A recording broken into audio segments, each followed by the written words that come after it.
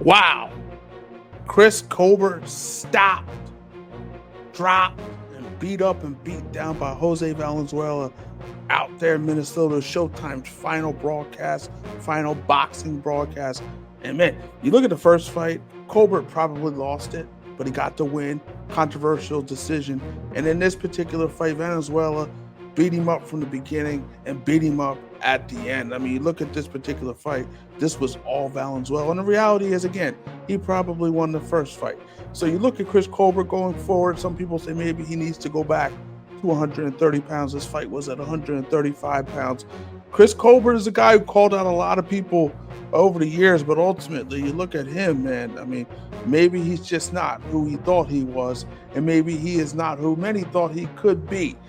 Still a young fighter, but Valenzuela has power, and he demonstrated that power against Colbert out there in Minnesota. So we'll see what happens with these guys going forward. Valenzuela called out Gervonta Davis, and hey, maybe he'll get the fight at some point, at some moment, at some time. Probably no time soon, but again, he did call him out, so we'll see what happens with that particular fight. But give Valenzuela a lot of credit. Again, probably should have won the first fight. No doubt about this one. He made sure that he didn't allow it to go to the scorecards. He handled it himself.